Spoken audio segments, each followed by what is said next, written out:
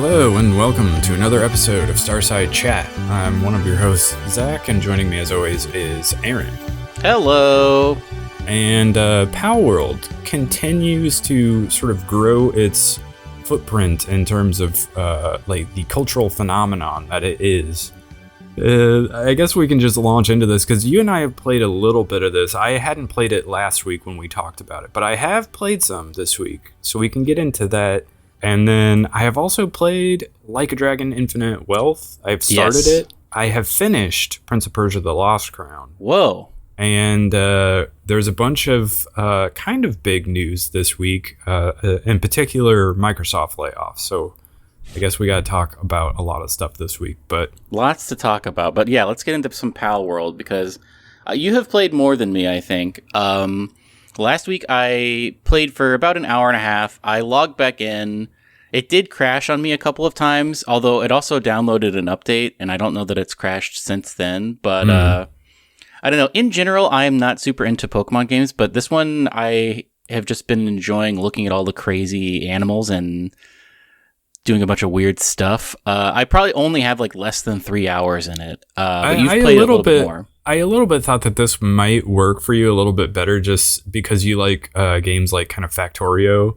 And yeah, that's I didn't realize that was going to be a part of it, like setting up basically assembly lines. Yeah. But that is really part of it, is like you don't really do the work. You set up like a station where they can chop wood and then they chop wood for you. It's not like going out and searching for materials. Yeah, it takes a little bit to get to that point. So at first, for me, when it was just like you're running around in a loincloth and like punching trees and trying to gather materials and build like some basic stuff, like that was a little bit like you just have to get through that point. And once you get through that and you can start like having more of the pals running around your little camp, and they can like each of them has like a particular stat that allows them to interact with some of the different things you build, because you can build like a little wood chopping station and like a stone cutting station.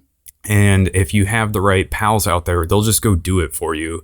And then you have other pals that will carry the items back to like a chest of some sort where you have storage. And so after a certain amount of time, you basically stop ever having to cut wood or stone. And it's just this like well-oiled machine of pals running around doing that for you. It does get funny though, because some of the after a while they'll be like, I'm stressed and tired, and they'll start slacking off.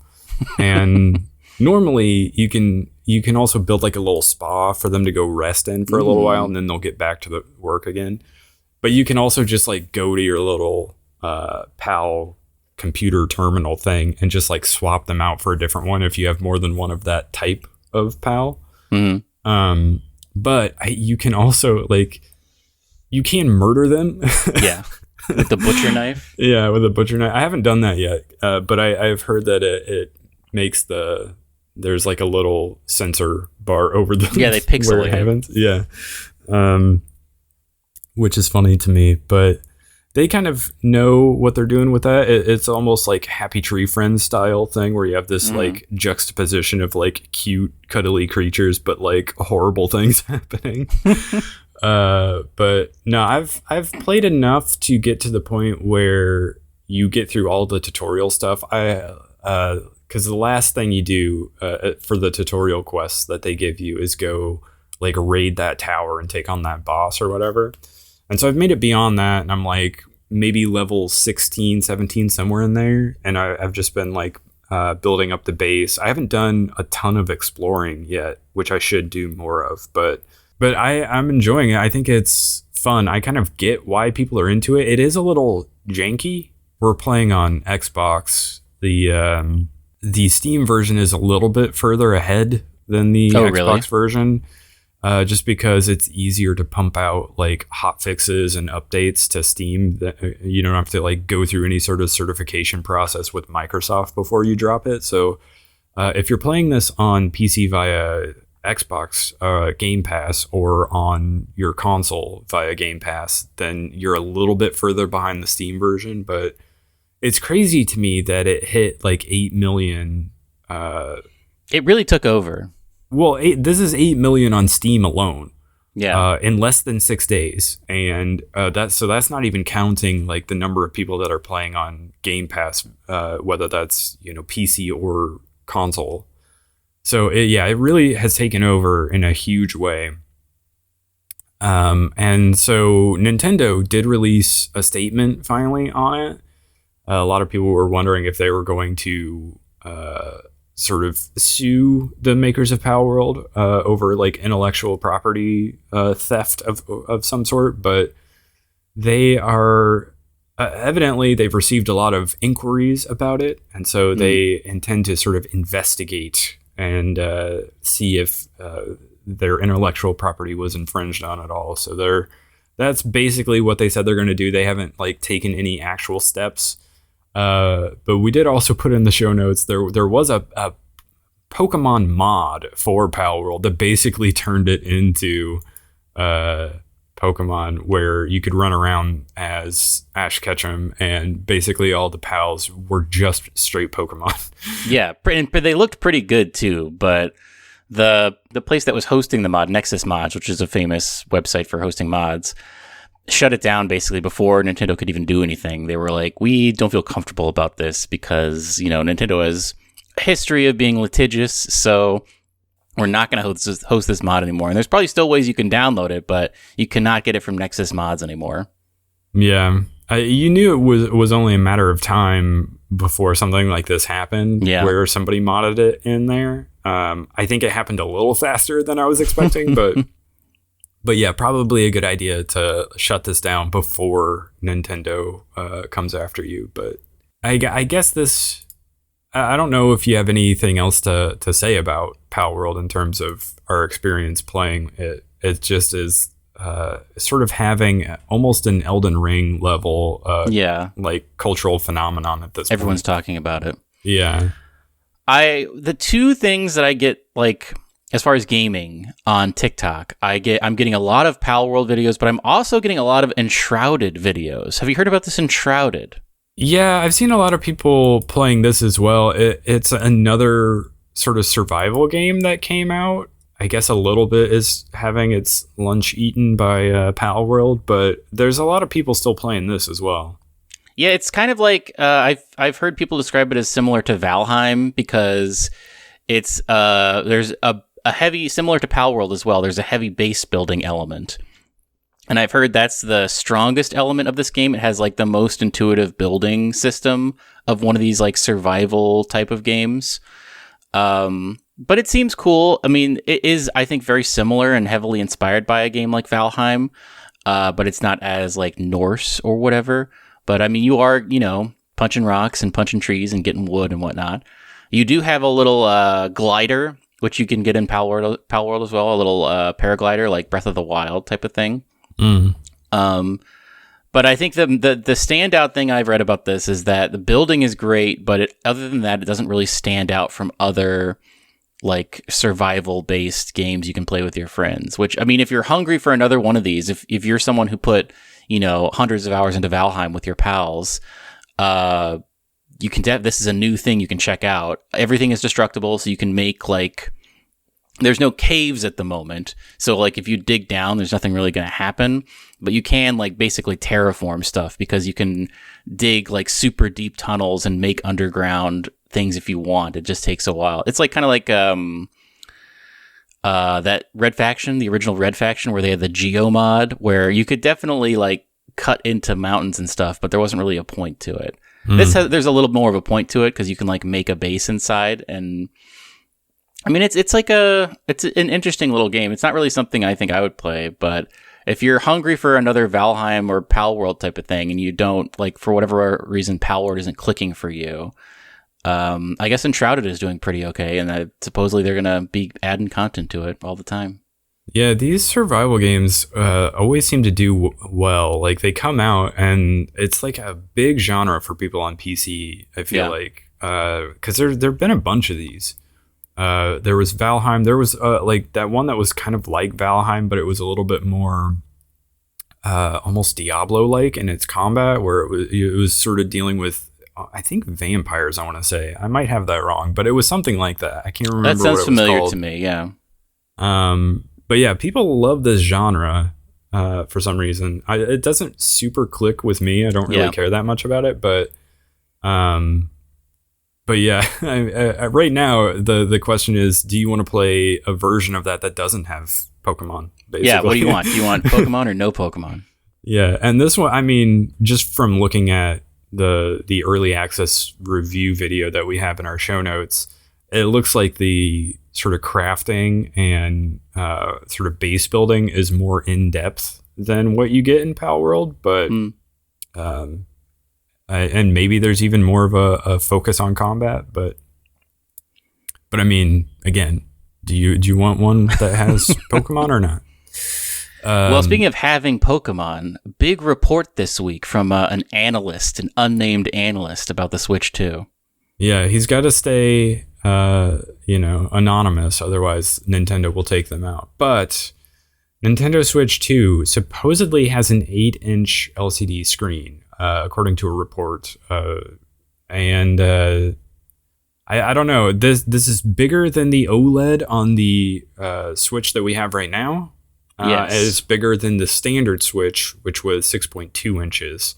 But does that more or less confirm that this is not going to have some sort of folding mechanism? Yes, I think, well, I don't know. It could still have some sort of clamshell, but yeah, one of the headlines I saw was like definitively it will have an 8-inch screen and only one screen. So I don't know. Do you think this just is going to look like a bigger Switch? Or, I mean, this will be the first time really that Nintendo, we've talked about this to no end, but this will be the first time that Nintendo has iterated on a console so much, or like so little, I guess. Like, is it just going to be a Switch that's slightly bigger, do you think?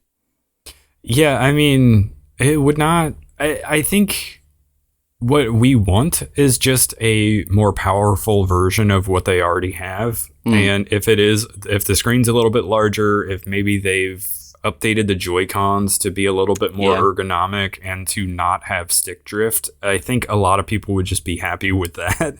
But Nintendo, like, obviously they've iterated in the past where you went from like the NES to the Super NES.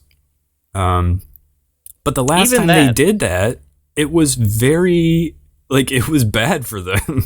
Yeah. When they went from Wii to Wii U, that did not work out at all. True. Famously, they were in a lot of trouble, and the Switch kind of saved them from that. But I don't know. Do you think they call? I mean, if it is just going to be a slightly upgraded, not slightly. I mean, reports are that I think over the summer, didn't we hear reports that there was a dev kit that was running like PS4 level graphics or whatever? Yeah, I remember seeing something about that.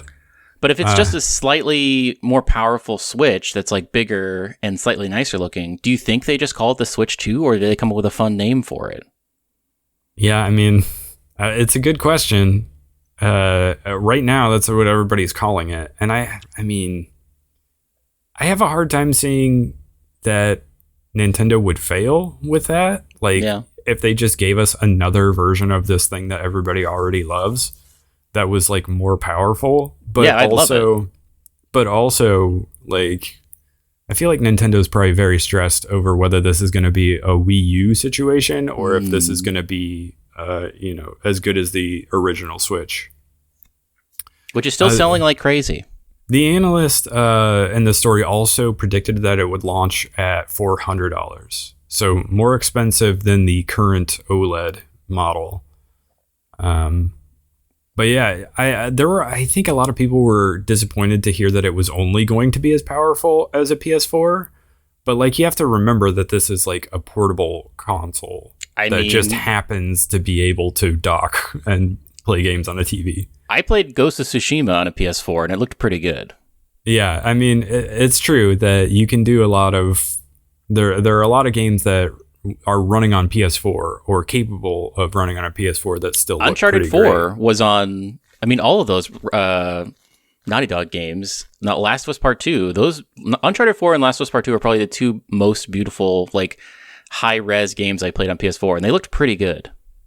Yeah, I mean, Final Fantasy VII Remake was running on PS4. Horizon, both the first and second one ran on PS4. GTA 5? So, I mean, I think we're a little bit getting to a point where, as long as you have a good art style and you've really made it so that it runs well on the hardware, the power underneath the hood almost doesn't matter as much as like the gameplay you're providing, which Nintendo kind of proved with the current gen Switch. Like, they gave us Breath of the Wild and Tears of the Kingdom and Super Mario Odyssey, and nobody looked at those and went, man, if only this thing were as powerful as a PS5. I mean, maybe some people were like, I wish the frame rate were a little bit better on like the Zelda titles. But other than that, like, the games look great and they're very fun to play, and they are like game of the year caliber games. So I'm so curious to know, like, everything I hear about the Switch 2 just makes me more curious, because they've got to know. I feel like we talk about this every episode, but I feel like they've got to know they need a really killer launch game. And I'm just so curious to know what that launch game is. Yeah. I mean, speculation that Donkey Kong game, because it is like some sort of, what is it, the 30th anniversary of Donkey Kong or something like that? Well, that would be perfect. And I don't know. I feel like there was another tie-in for Donkey Kong that made it seem like, oh, this would be like the perfect time. Not that they're necessarily going to do it, but like, oh yeah, the Donkey Kong land in they're opening Universal Studios. Not to jump to, like too far ahead in our show notes, but there's a story about Donkey Kong this week. Yeah. So I don't know if you got a chance to see this, but Nintendo World's Donkey Kong ride goes off the rails. Yes, it's like a crazy monorail system, it seems like, underneath. So it's regularly on rails, and then there's a part similar to Donkey Kong Country where you're on the cart and it like jumps off the rails.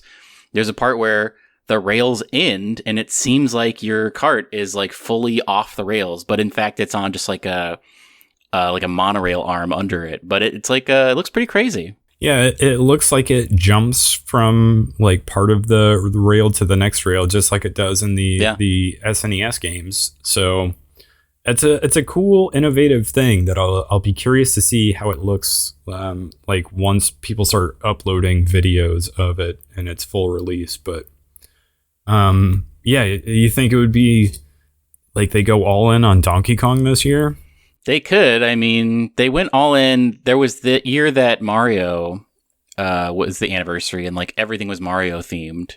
I wanted them to do the same thing for Zelda when the Zelda anniversary happened, but nothing really went on. I think they probably intended to do that, but COVID kind of made them push everything back into the next year. But yeah, I think they're into theming, so I would be very into them being like, here's a crazy Donkey Kong game that you have access to. So what's the 99 version of Donkey Kong that they could do? Very interesting to think about. I mean, maybe it's the original like Donkey Kong throwing barrels at Mario type of thing. I don't know how you would make that 99 though. I don't know. Yeah, just like 99 people on there trying to run to the top. Whoever gets there first. I don't know. And then whoever, like, you can, similar to the Tetris thing, if you can like do special things to like make extra barrels happen for everybody else or something. Yeah, either that or it's as simple as like, because the Mario one was more or less a race from start to finish. Yeah. On a level where you're just doing like the normal platforming. They could do that with just like Donkey Kong Country. Donkey Kong Country 99. But that would be crazy. It would be crazy to see. What's this grime thing? So this is just something I saw that I wanted to shout out because I like grime, and I thought it was like a cool little moment from the developers of that game. So somebody on the Metroidvania subreddit that I follow, posted a little thing about how they think grime is a better game than Prince of Persia: The Lost Crown, because grime got its Switch release this week, so it's been a little bit in people's minds, but. Went through about why they thought, grime was better and how they were similar, but why they like grime better. And like the first response was like one of the devs from grime, and they're like, well, we appreciate the kind words, but make no mistake, Lost Crown is like a way more polished, like much higher production value game, and it's so much bigger, and there's like It's way better optimized. Like we appreciate you being kind to us, but like this is a great game and we love it and we think it's awesome. And but we also like that you like our game. And so it was just like a cool little moment from the devs. And they talked about how they're like a team of like maybe 5 developers that made crazy. Grime versus like, Prince of Persia, which has like a huge team on it. Ubisoft. But yeah, I just finished Prince of Persia: The Lost Crown, and I agree, it is like so well designed. It's such a good game and such a good Metroidvania. But I also do love Grime. I'm not sure how I would rank them if I were going to make a top 10, which we've talked about possibly doing at some point. But yeah, they're both great games. I just wanted to highlight like a cool dev being like in the subreddit talking to people who like their game and like giving credit to like another game that's out there that's good. But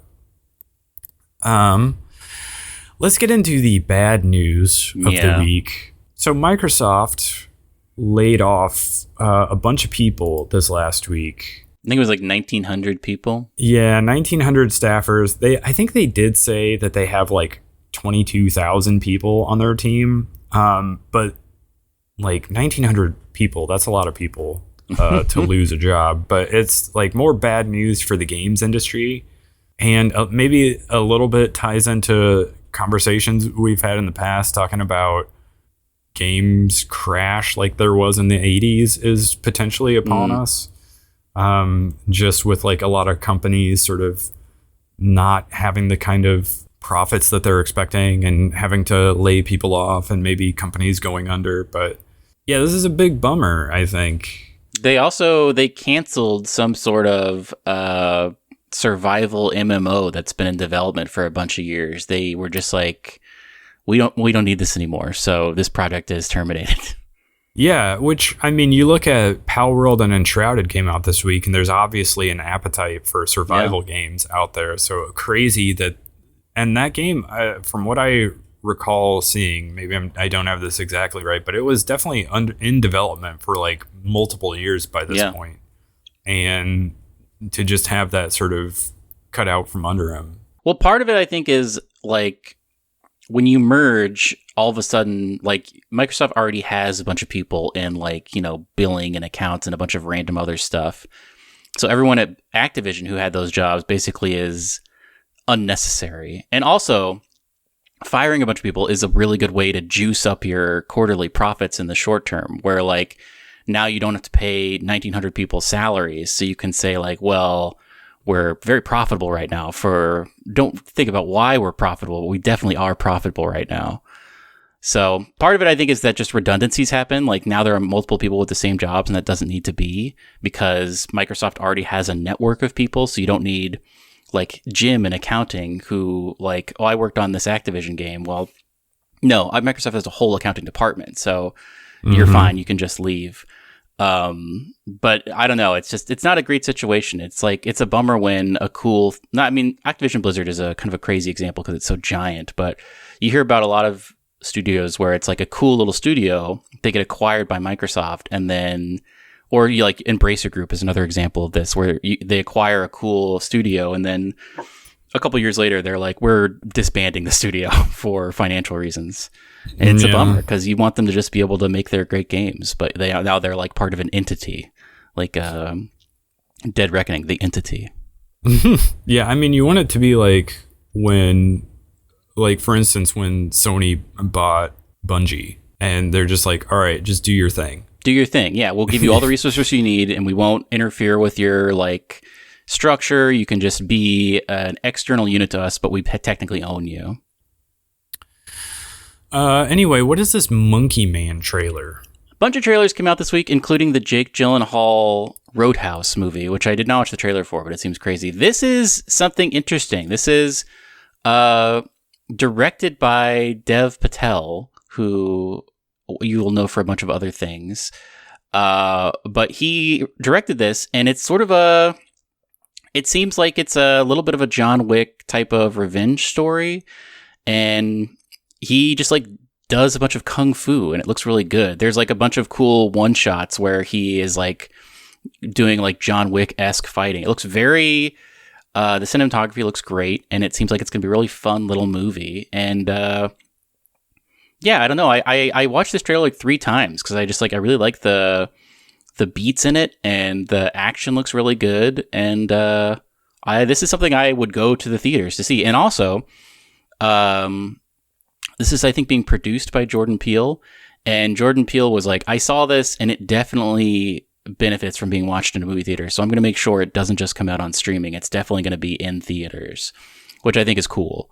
So this is a great little thing if you're looking for something to get excited about, to like go back to the movies.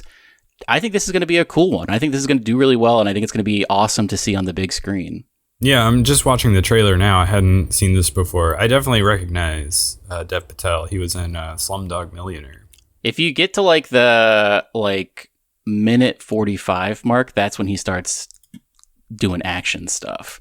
Like all these like practical effects, it looks really good. I don't know. This came out of nowhere. I had no idea this was being made, or like I didn't know Dev Patel was like an action star, I guess, but there's some really cool shots towards the end of this trailer where he's fighting in like a kitchen, where it just seems like really, really cool. Especially if like right around like 2:55, he's in the kitchen and he's just like doing a bunch of crazy stuff. It looks great. I'm excited for it.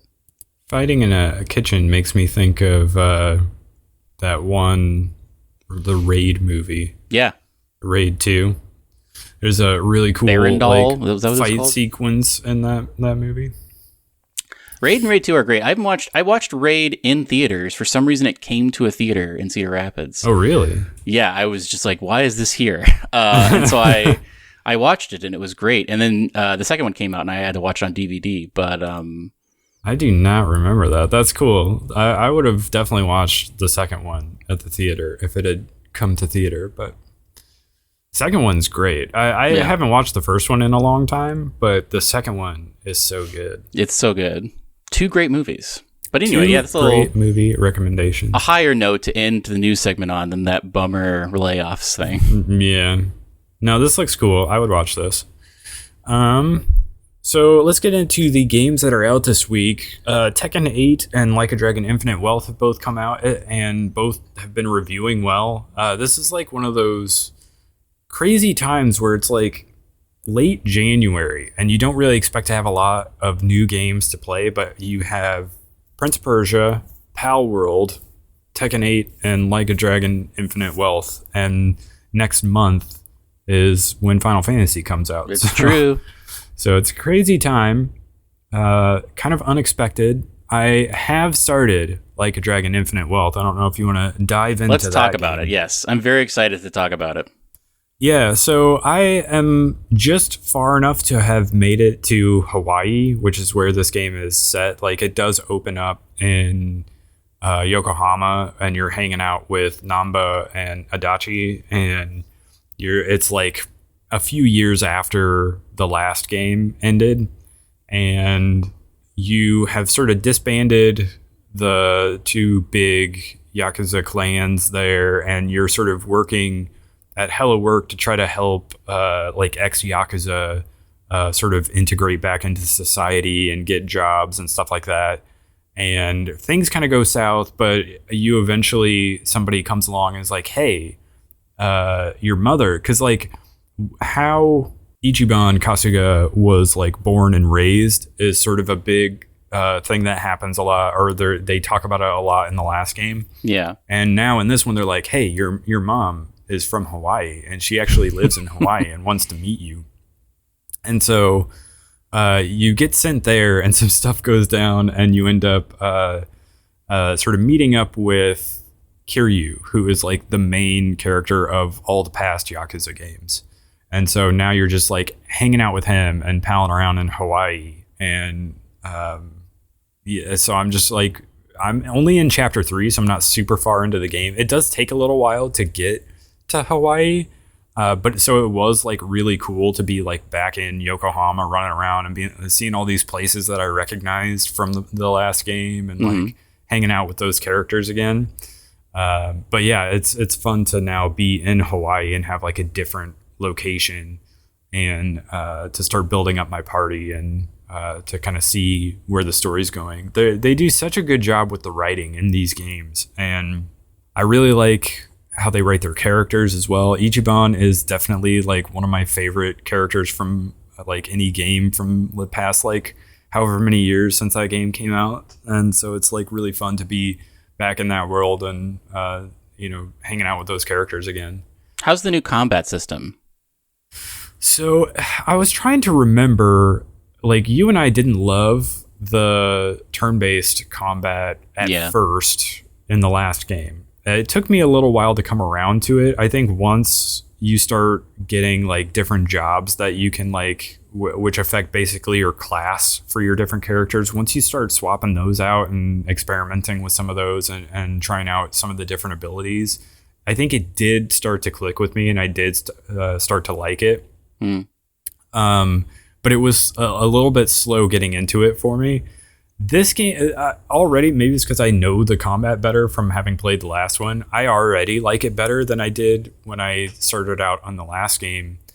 But you start out and you have like that sort of circle where you can move around in. Whereas I don't remember in the last one if you could move your character. I thought they were all like moving sort of randomly. Mm-hmm. And that was sort of a problem that we had with the last game. It was a huge problem because you couldn't really line stuff up. It was just like you basically just had to wait, and every once in a while people would randomly shuffle around. Yeah, and this one you can move your character around, so you have a little bit more control over whether, like, if you want to try to do like a 2-for-1 shot where you hit one guy and knock him into the guy behind him, or if you have a move that like Ichiban has a move where he sort of runs and sort of drags his bat across the floor and then jumps up and hits somebody. And so if you target somebody in the back and they're like a person or two in the middle, he'll just like charge through them and knock them down and deal damage to them as well. So you have a little bit more control over that in this game, which is definitely a good thing. So already I think I like the combat better in this one than I did last time. But I haven't gotten to a point where I can start like swapping out classes for other characters. So I need to get further into it and do a little bit more experimentation with it. Also, maybe it's because I'm still pretty early on. Like the first section when you're in Yokohama, like every fight is a cakewalk. It's like not a problem at all. And here, now that I'm in Hawaii, the game will do a thing where you'll see enemies as you're walking around, and if it's like a red dot above their head or they have like some sort of red icon above them, typically that means you're going to be okay because they're roughly your level when you fight them.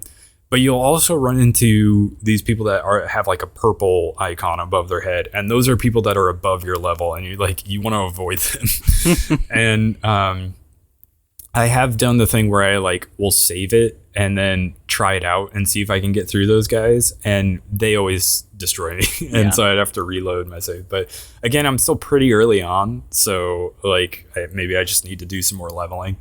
But it's sort of you have to watch out where you're at. You can't just like beat any random group of enemies as you're running around. But yeah, I'm loving the world. It is funny that it kind of starts out and it's like the language barrier is an issue, and they sort of address that a little bit, and then all of a sudden it's just not anymore. And you never have to worry about it again after that. It's like in a sci-fi movie where they just give you like some sort of translation device attached to you, and you just don't have to worry about it anymore. Except that doesn't happen in this game. It's just randomly everybody, I guess, speaks Japanese now. But have you gotten to you probably have not gotten to the Animal Crossing sub thing, have you? I haven't gotten that far yet, no. But I do have the Segway, so I can just like ride around on a Segway. And it also does the thing where you can like pull up the map, and like if you're on your Segway, you can put a point down, and then you just pull the trigger, and he'll just automatically drive there. That's great. Which is great. Also, I don't remember it being in the last game, but I think you can also sort of do that a little bit with a taxi, where you just like bring up the map and you find the taxi nearest to the place you're trying to go, and you just hit a button on it and it's like, oh, you can now just travel there basically to that one. Here's how much it'll cost. I do kind of remember that, yeah. But it took a while to unlock, I think. Yeah, you have that right out of the gate with this. I really don't remember if it was in the last one or not. Maybe I missed that and just always ran to a taxi. Now you kind of don't have to do that. You can just like automatically taxi.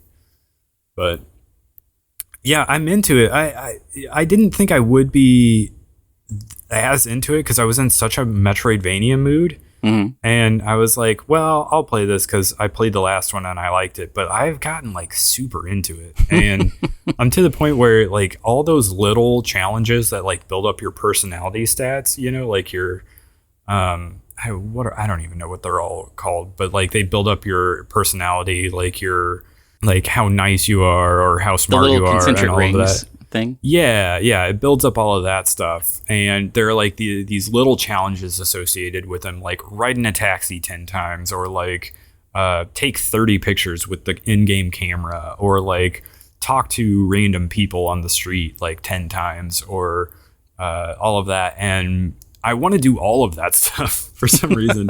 I'm really so into it that I want to try to do everything in this game so far. And there is also like a new thing where you like hit a button and he'll just like wave at people or like say hi, or he'll do like the little Hawaiian hello thing. And certain people on the street you can become friends with. You can't do it with everybody or just at random anyone. But like you'll see people walking around and they'll have like a little icon above their head. And if you wave to those people, you become friends, and you basically have this like app on your phone that like somebody gives you at one point, and it makes it so that you can build up relationships with other people around the island, which is a fun, interesting little thing that I'm not sure where that's going to go as I build up more friendships with random people. But a cool little feature as well. And there's so many like mini games as well. It's like the GTA thing of there just being like, you can go play darts somewhere or you can go play this other thing. I saw there's like a Pokemon Snap style thing.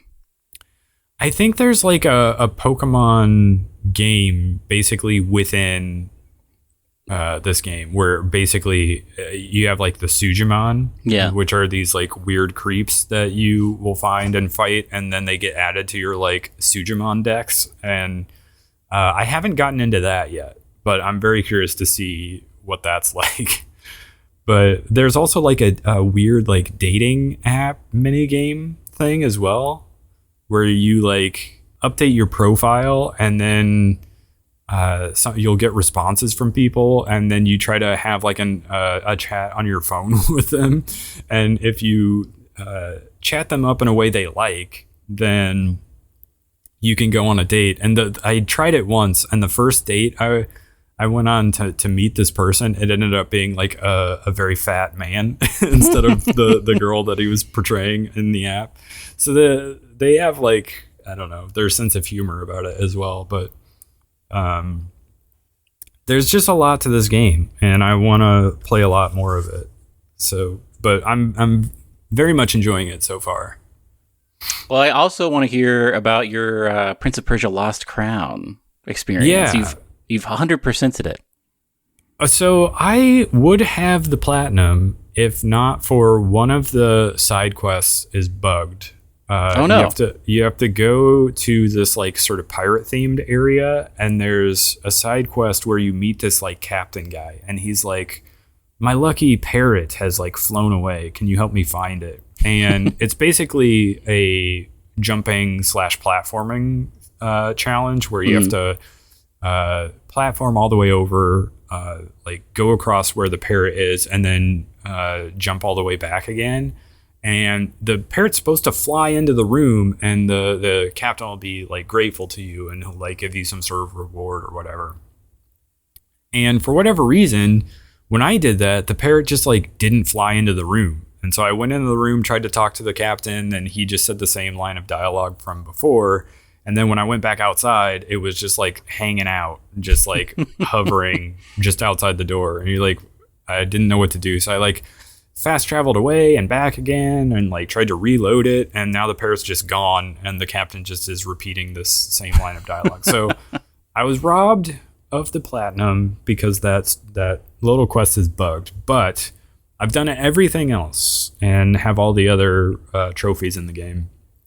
It took me roughly 30 hours to complete, so it's a little bit similar to Hollow Knight in terms of like just the base game completion. And yeah, I mean, it has a lot of other Hollow Knight inspired elements about it. It's very, very Hollow Knight. But yeah, I like the combat. I liked all of the different boss fights. Some of them are challenging because it wasn't always clear to me what you could parry and what you couldn't. But you have to kind of learn their patterns and try to figure out how to beat them. It did take me a good number of tries on definitely the last boss. I thought was pretty difficult, but easily one of the best Metroidvanias I've played. I don't know exactly where I would rank it if I was going to sit down and put together my top 10 ranking of Metroidvanias, but I liked it a lot. I think it's up there for me, for sure. How would you rank it compared to like Metroid Dread? I think I like it better than Metroid Dread. Really? Because I don't love like the shooting in a Metroidvania. Yeah, you know what I mean? I think I prefer melee combat. And so for me, I had more fun with like the melee combat of this game and like Hollow Knight or Grime or something like that. Yeah. Where it's more melee based as opposed to like shooting projectiles. But I mean, Metroid Dread was great, and this game, Prince of Persia, does borrow from that, especially in terms of its like movement, where you run and slide and you have like sort of a faster pace about it. But I think it borrows more from Hollow Knight than it does Metroid Dread. Really?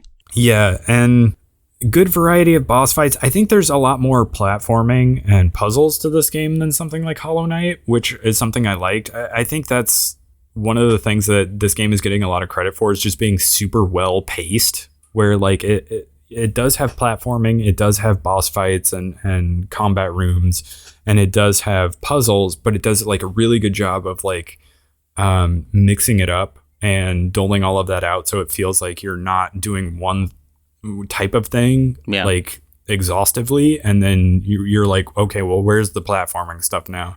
It does a good job of pacing all of that out.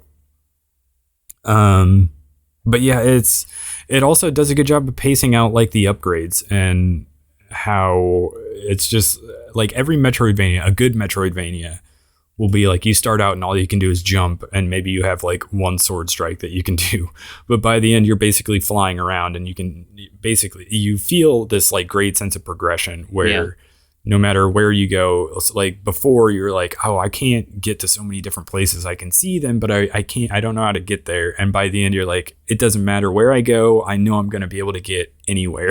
Mm-hmm. And it's just like a great feeling. And that's why I love Metroidvania so much. And this game definitely does that really, really well.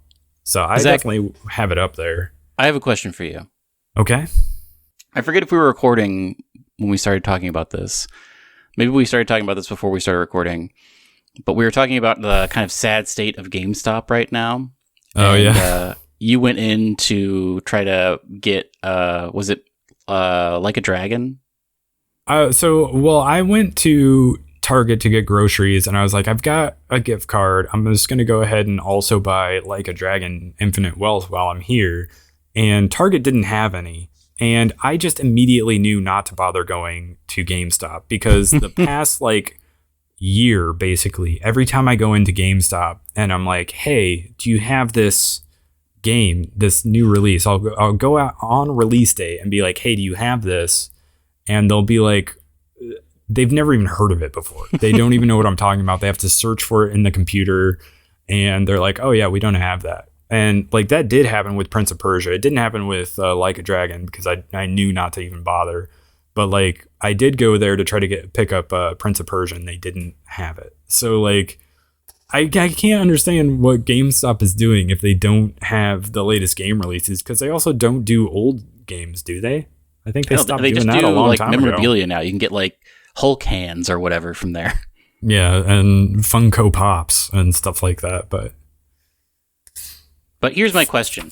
Let's say you worked at a GameStop or a video games, etc., and I walked in and I was like, hey, I only want to buy one game that I'm going to play. What should I buy? Should I buy Like a Dragon Infinite Wealth, or should I buy Prince of Persia Lost Crown? Ooh. What would you say to me? Is that because this is the situation you're presented with? It is, kind of. Yeah, I mean, right now, I've pretty much only been playing Apex. Like, I'll log in. We still have the Battle Pass, which I think still has like 14 days on it or something, or 10 days. And I've been playing that Final Fantasy VII takeover. And I'll log in and do like maybe 2 matches and just like, relax for a while. But I was playing that cookie cutter game for a while, but I got to a point where it was just like too hard for me. There was a room I couldn't get past, and I sort of dropped off of it. And so now I'm kind of looking for my next thing, and I think it's either going to be Prince of Persia or Like a Dragon Infinite Wealth. It really depends on what you're in the mood for, because like obviously we're talking about a Metroidvania versus like this big expansive basically JRPG. Yeah. And did you finish the last Like a Dragon game? I got to the point where it was right after the sewers, where the first time you go into the sewers, and I was going up against this like big fat guy, and I could not get past him. And I think we talked about it, and you were like, oh yeah, you have to grind a little more. And so I started to do that. I went back into the sewers and was like leveling up, but then I think something else came out or something happened and I stopped playing it. So I don't know what percent along. I had the Korean guy, I think, in my group, but I don't know what percent along I was in that game. That may be a factor, but I think it's also like Prince of Persia is less of a time commitment. So maybe that plays a factor as well. But I mean, I don't think you can go wrong. I'm enjoying Like a Dragon Infinite Wealth so much already that I like definitely want to recommend it, but also like Prince of Persia is very, very good. So solid. I think it will definitely be like a game that will be up there for me at the end of the year. So, really? Do you think both of these will be? I think very likely they will both make my top 5/top 10 list for sure. Do you think Palworld will be?